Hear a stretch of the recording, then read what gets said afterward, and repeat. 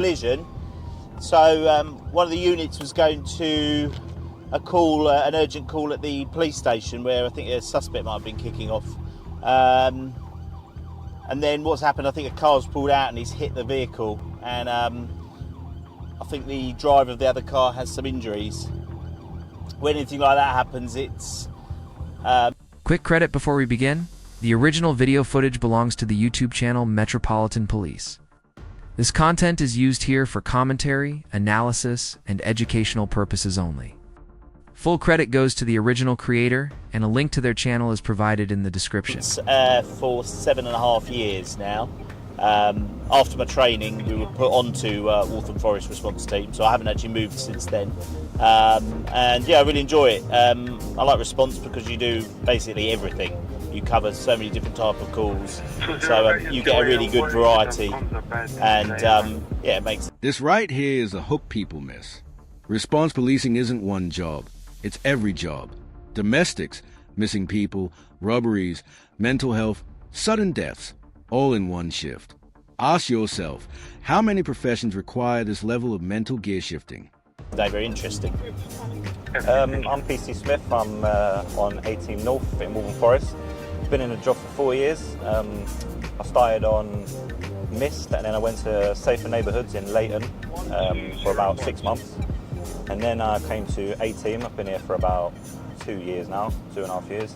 Really enjoy the job, variety of calls. Sort of bread and butter is a lot of domestic crime. That might be non-crime domestics or crime domestic, essentially. So we go to a lot of them. And we're getting a lot of robberies, phone snatchers at the moment. We also cover a lot of missing people as well. It's pretty much probably get one high-risk miss per shift, don't we? Yeah, pretty much. We also probably don't realise how much time we spend off the road. Like that might be in hospitals. You know, if we've sectioned someone, we could be in the hospital all day. So people will see, you know, there might be a load of us out on duty, but then there's 12 abstractions, for example. There's 3 people on a crime scene, there's 2 people in a hospital guard, and suddenly what looks like a big parade room is really diminished all of a sudden. So, yeah, I think they don't, perhaps don't know quite all the different things. This is a massive reality check. What looks like loads of police on paper often isn't reality on the ground. Hospital guards, crime scenes, mental health sections, abstractions quietly drain frontline numbers. This is why response time becomes such a hot-button issue. We actually have to cover. So we're going to a female aggressive guest at a hotel, and she stated to the staff that she will kill the staff. She's been banned from the hotel, but she's refusing to leave. She's still currently there at the moment. She hasn't left yet. Got a description, so we'll get there and see if we can see anyone and talk to the informant. And then when you're there, you'll judge how it might read differently from what it says on the CAD to what it... This is key. CAD logs can exaggerate or underplay risk. Officers have to reassess live. That's not backing out, that's policing judgment. Question for you, should police always treat calls at face value, or is reassessment essential? To keep an open mind.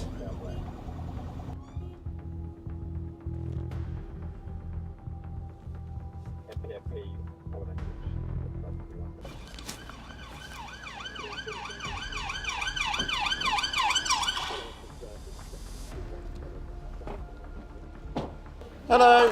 Hello. Excuse me. What's going? Who? What's going on? Ah. Right, all sorted. Yeah, that was a call with a female who's got mental health issues, and she's been put up by a social worker in a hotel for several weeks. She's been evicted, but she was kicking off. She didn't want to leave. Social workers basically arranged for her to go to another hotel, which we've assisted with. So we'll put on a report, goes to safeguarding, goes to social worker, and they're much happier now that they've that she's left. So I think... No arrests, no cuffs, but still a successful outcome. This is what policing outside the headlines looks like: de-escalation, safeguarding, and quiet problem solving. It doesn't trend, but it matters. All parties are happy. we try and do as many visible patrols as we can in and around call taking, because obviously we're a response team. We have to pick up the calls that come out through the 999 system, but between those times, we do try and be as proactive as possible.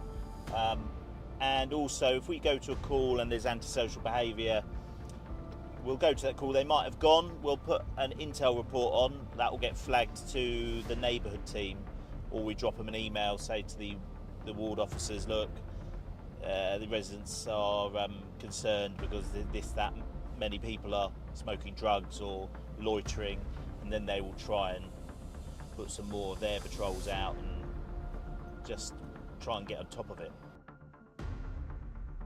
This call is from a member of the public saying there's a group of potential drunk males, drug users that are trying to get into a property.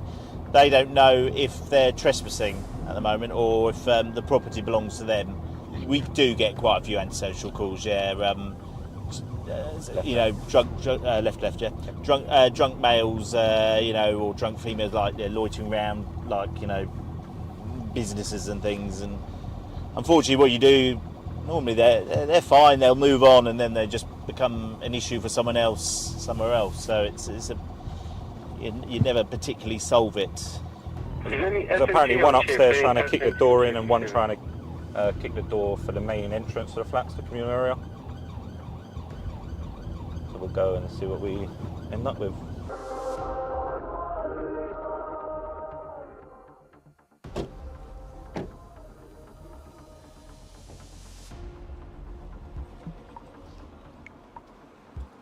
Did you call?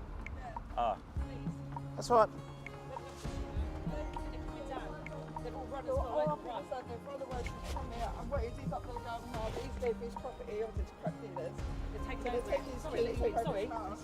So the resolution for that one is it's a house with a closure order, which means they've obviously had loads of antisocial behaviour. There's a court order basically saying no residents are meant to be there. We've got there, and obviously all these guests, let's call them, have gone. So, we can't prove that offence because they're not there. The male is quite vulnerable, so he's at risk of cuckooing, essentially, where people won't use their flat for drug taking and general antisocial behaviour. He was obviously quite het up, didn't particularly want to speak to us that much. He just wanted us to assist him going back to his flat. We did check his flat, there was no one else in there. So we'll put on a report. It's essentially a report that goes to the local safer neighbourhood team, just to raise their awareness that the flat is still being used. And it is also trying to give that reassurance to the residents because it's an ongoing issue. This is cuckooing in a nutshell, and it's brutally difficult to solve. Vulnerable residents, transient offenders, no witnesses, no cooperation. Police can disrupt, but long-term fixes rely on housing, safeguarding, and social services working together. I've just said to them, just keep calling us, and we'll just have to keep going back, because unfortunately with these things they don't generally get solved on the first go. So yeah, report. He's fine. He didn't want to report any offences to us. So yeah, be a quick report to neighbours. It's an S grade, it's a bit out of time, happened about an hour ago. I think it's a dispute between daughter and mother. I think the daughter wants mum out of the house. It doesn't sound like there's any offences with this one.